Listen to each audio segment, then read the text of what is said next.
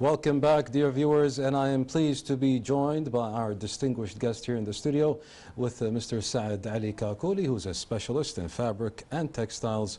Good evening, Saad, and thank you for joining us on Hala Kuwait. Good evening, same to you. Thank you for inviting us to this show. Now, Saad, what inspired you to start a fabric project using AI and also with a Japanese company? Yes.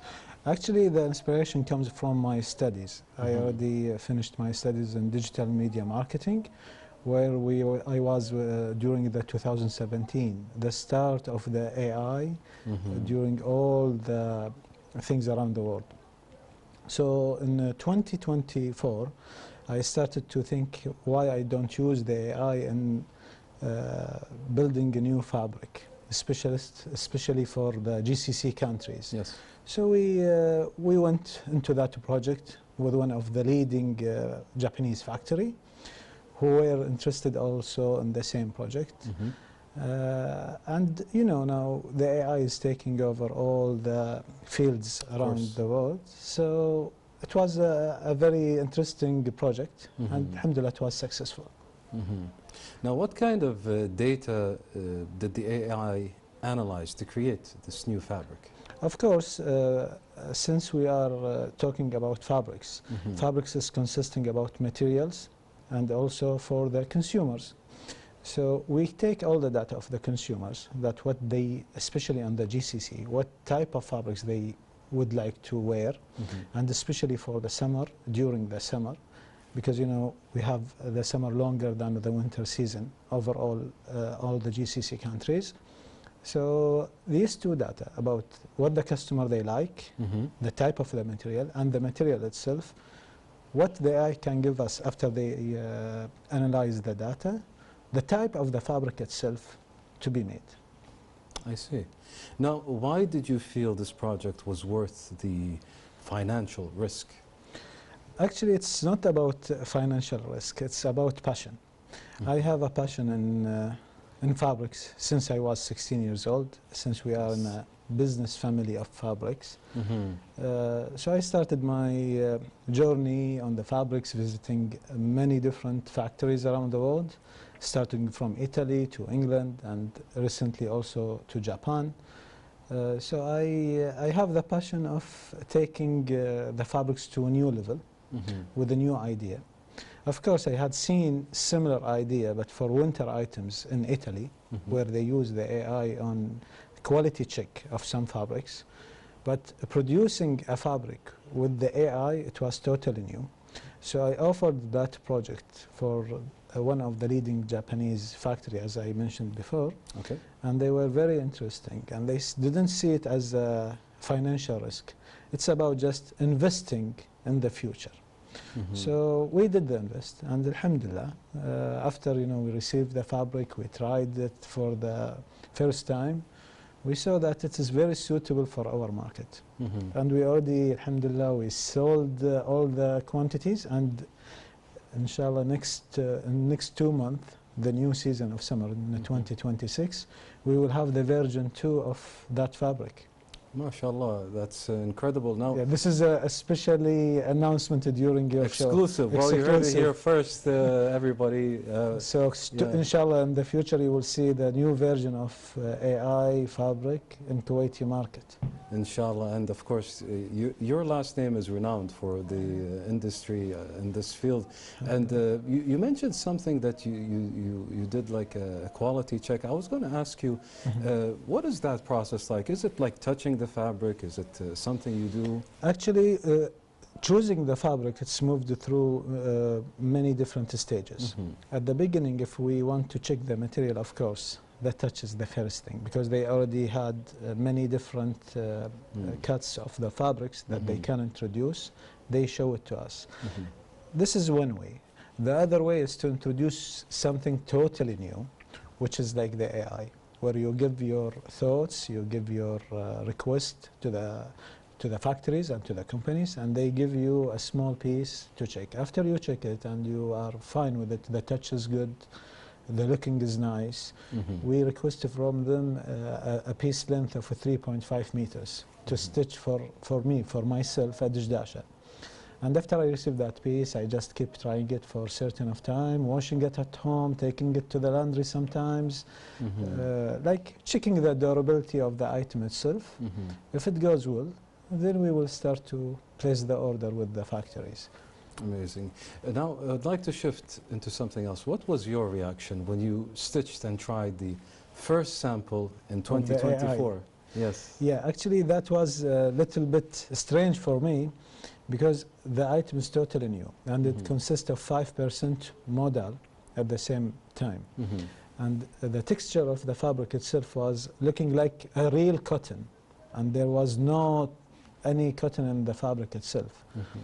The colors that I received, the color card where we can choose the color for making the orders, was totally new. There is no any color that common with the summer items.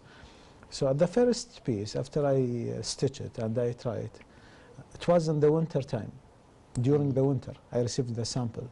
So it was for me a little bit strange how I could wear it during the real summer, how it could be. So I take the dishdasha and I went to a very hot country during that winter, and it was Dubai.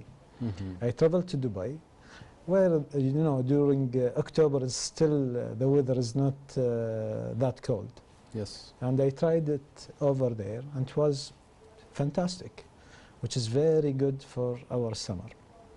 And then I placed the order without knowing what will be during this real summer in July and in August. Yes, of course.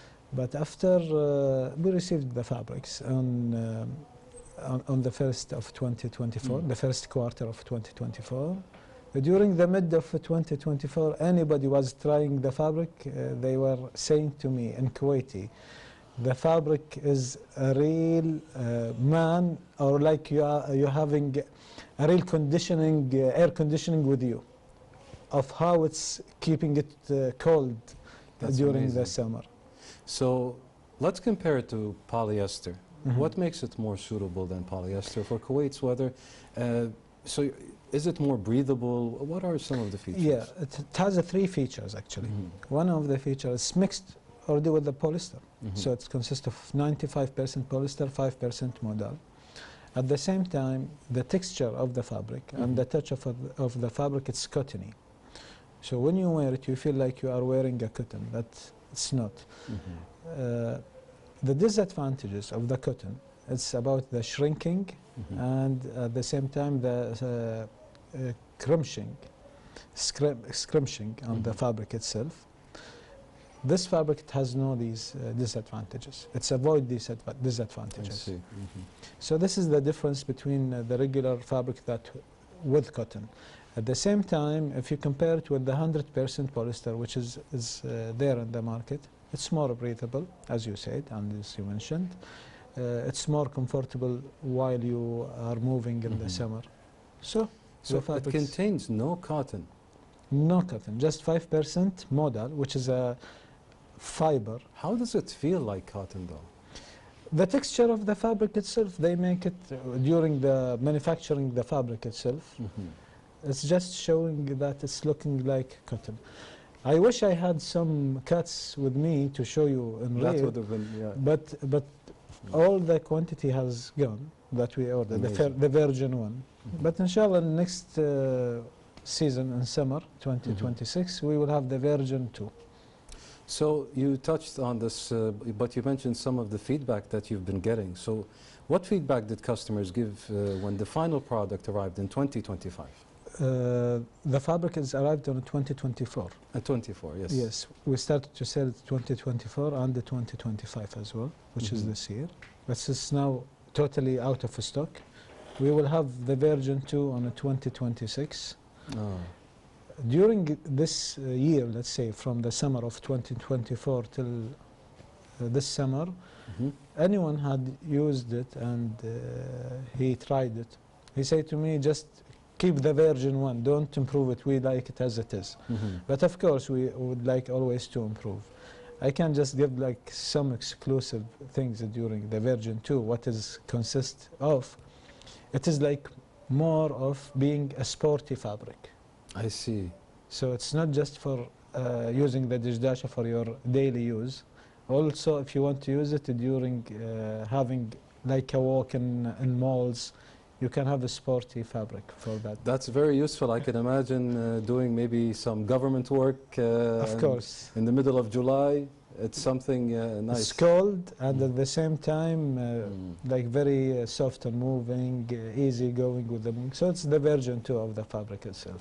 How important are stitching techniques and machine settings in fabric quality?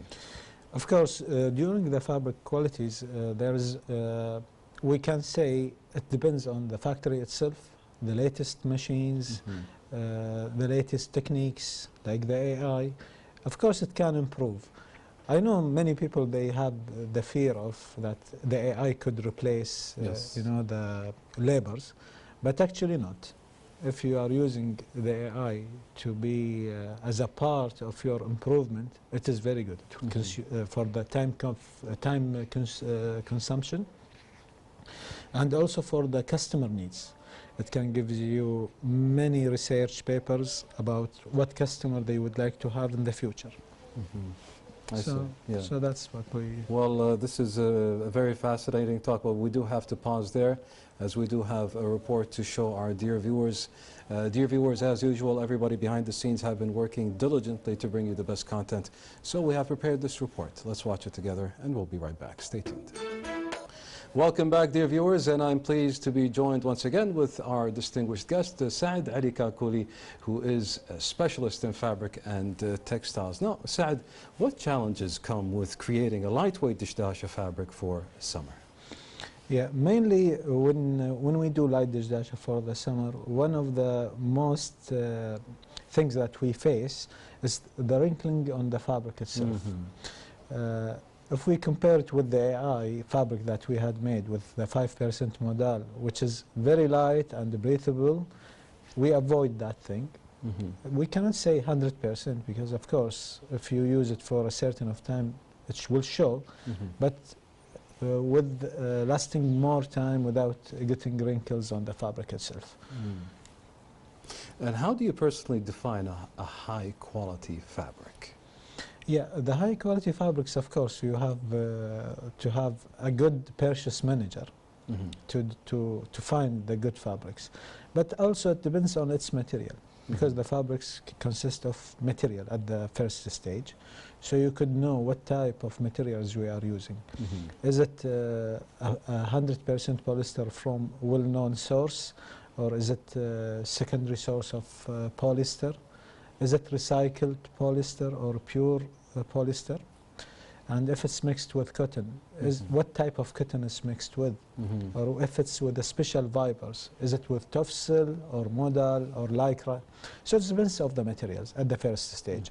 After that, the well-known factories and companies worldwide who has a very long journey in manufacturing fabrics. Of course, the Japanese company is one of the leading country in manufacturing special fabrics. You know, even all type of the fabrics, Japan has the leading on manufacturing textiles. Yes. This is for the summer item, of course. If we go for the winter item, it consists of wool, and sometimes with Taravera or viscose. So they are also a totally different story there in the winter items. Of course, the maiden wear, which is the country who made the fabrics, it should has a very long journey on producing textiles and fabrics. I have noticed with the Japanese fabrics, it is for our field, like TV presenters, we do like to go for that, especially because it has less chance of wrinkling. Like when you sit down and you get up, it's still ironed out and it's still fine. Yeah. Because mainly in Japan, they don't use pure cotton.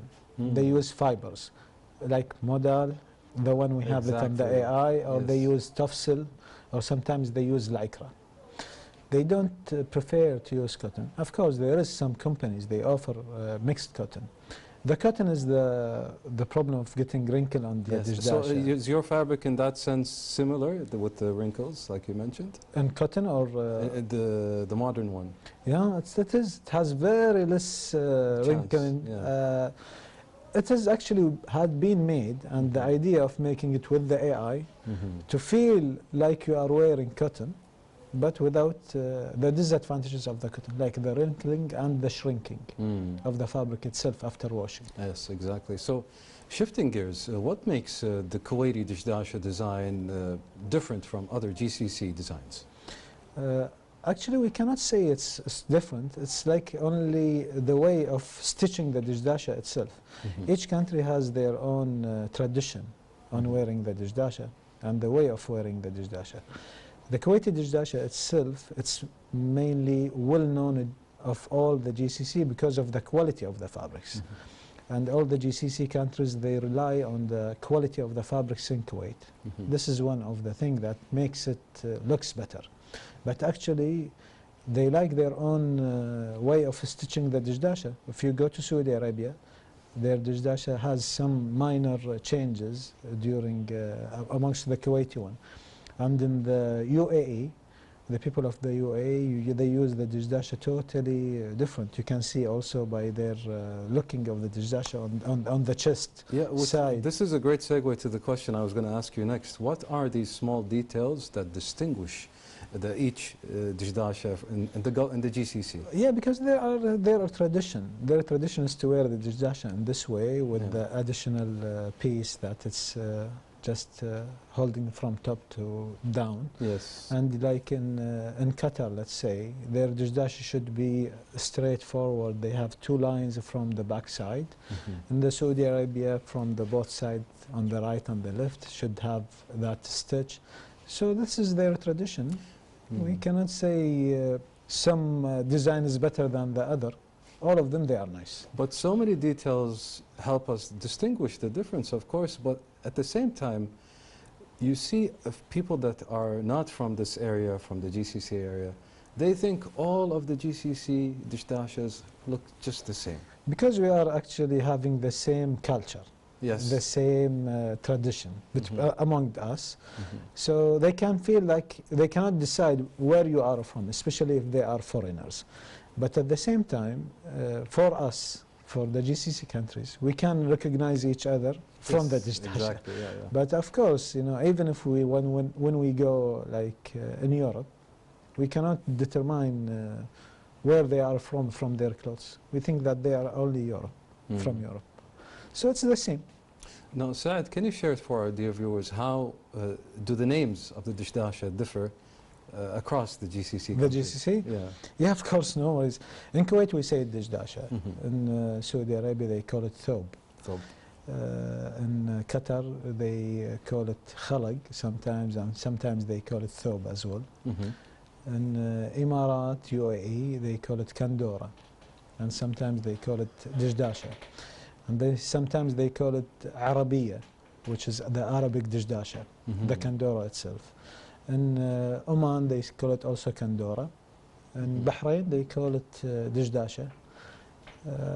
This is all the countries. Did I miss any country? Oman, maybe? Oman, kandora. Kandora, I think I told. Okay. Well, yeah, you got all of them. Yeah, so this is the name of the dishdasha in each country. Amazing. But at the end, all of us, we know what it's called in the GCC. Exactly, 100%, I agree. So, now, do you think AI and modern technology will shape traditional GCC designs in the future? For me, I always, from my opinion, I always like to stick with our tradition.